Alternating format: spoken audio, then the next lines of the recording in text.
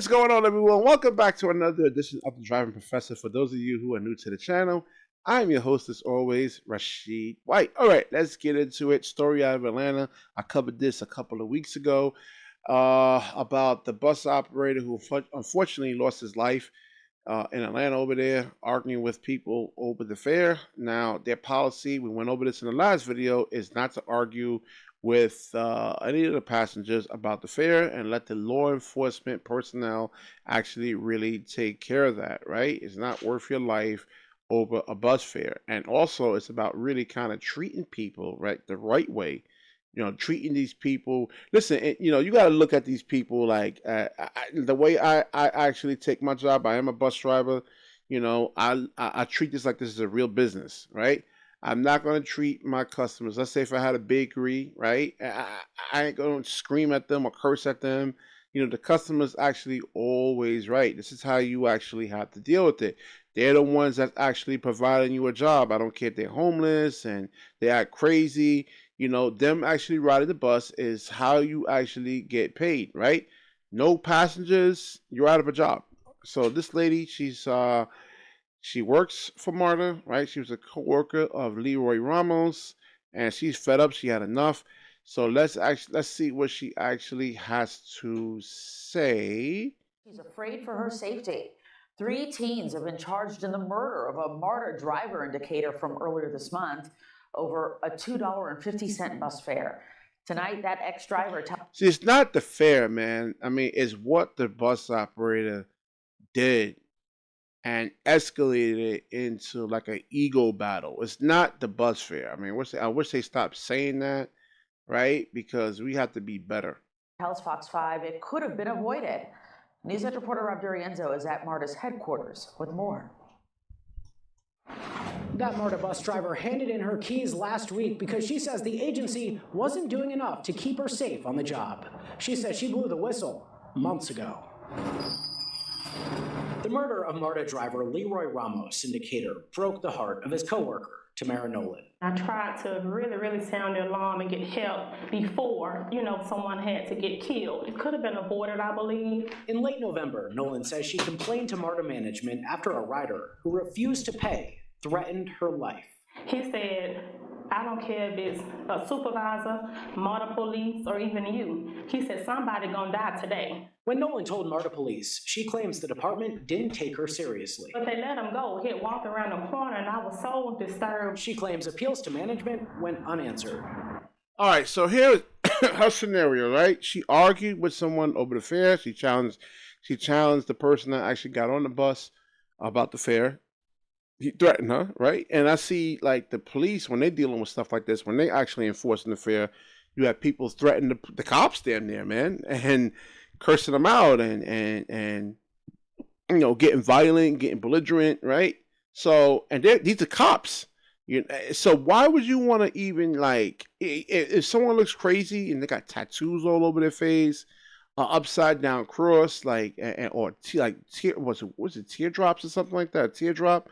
Like, they had that, then I'm not arguing with them. I'm not saying that she encountered that, but for the most part, it could be anybody. I had a old lady when I first started driving the bus. I wasn't even saying anything about the fare, but she was trying to put the card in and had no money in it. I said, no, you just don't have, and she tried 4 or 5 times.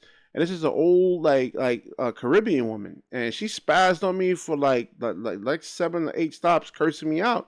And I wasn't even enforcing the fare. So you could imagine a younger dude, right?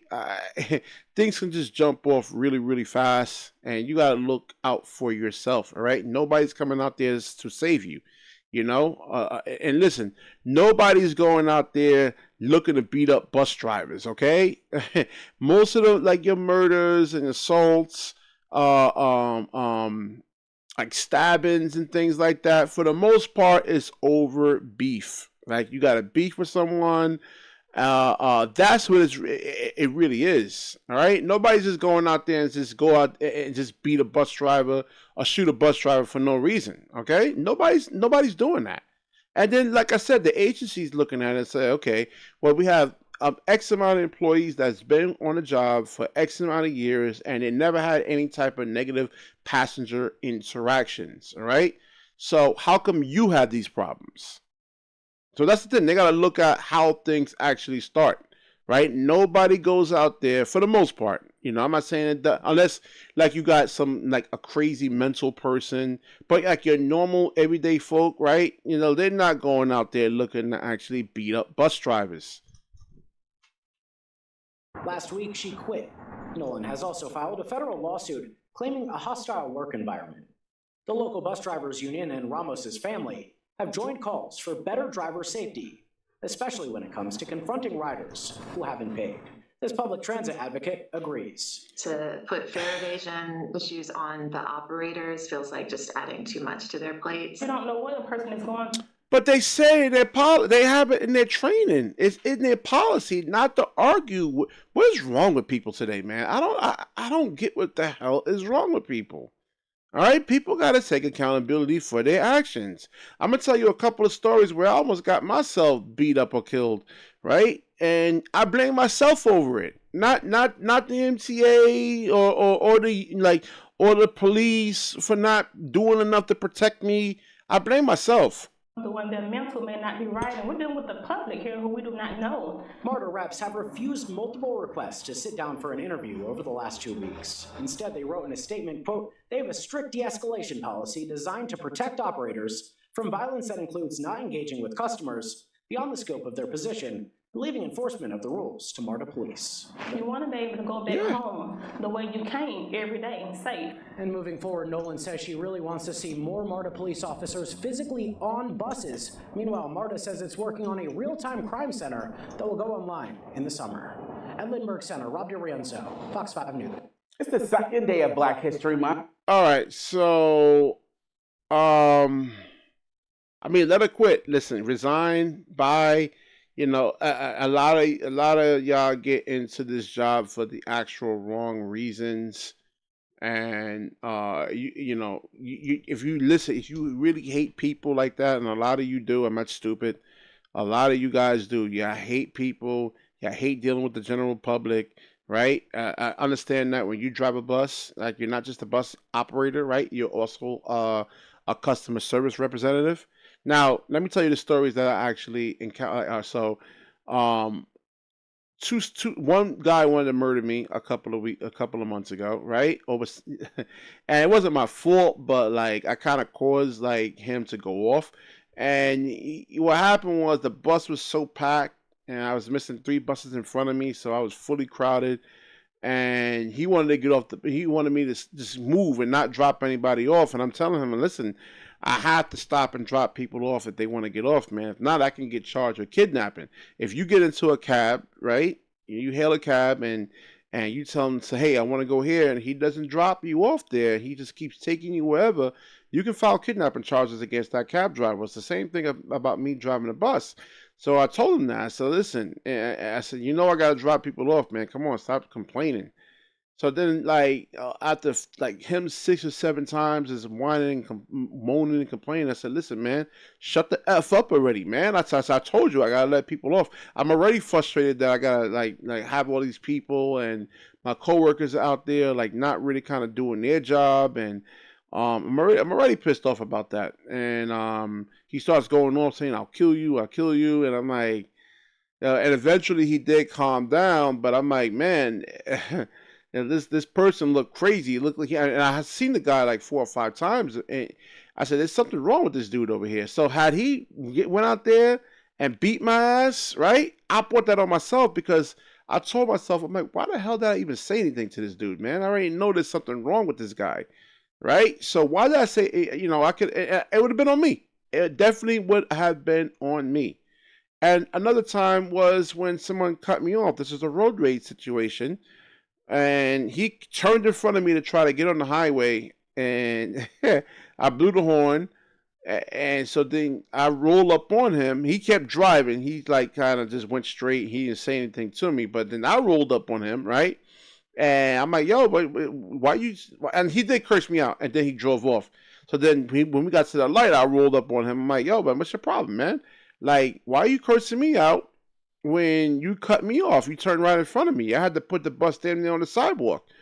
And he started cursing me out some more. right? I should have just left it alone. He already drove off already. But my ego, right, got the best of me, and I call him like a feminine, like biatch, pretty much, right? And he had took some pepper spray or some OC spray and sprayed it at me. A little bit got on me, but most of it missed. I'm like, what about if that was a gun or something like that, right? And again, I brought that on myself, okay? Because I could have de-escalated it. He already drove off. And had he stood there and was cursing me out, a simple apology, and you'll be surprised, an apology actually goes a long way, right? Even if you are right in the situation. Once people start spazzing out, as a matter of fact, a couple of weeks ago, I'm making a lane change and nobody wants to be behind the bus, and they sped up on me and they wind up hitting me. But I'm already halfway in the lane. They roll up on me. This girl starts spazzing out on me. And she's like, yo, my kid was in the car, blah, blah, blah. I said, yeah, but listen, you sped up on me, you know? And she said, no, I don't give an F. I don't give an F. You know, and her boyfriend or a baby's daddy was in there, and they started spazzing on me. So I said, listen, y'all, my apologies. I'm sorry. I mean, there was just like a miscommunication there. And they said, oh, okay, all right. But and even though I was right, you know, so sometimes you just gotta let your ego go. It's hard. I get it. It's hard, and especially like I don't want nobody to go out there, you know, when I'm driving the bus and punk me.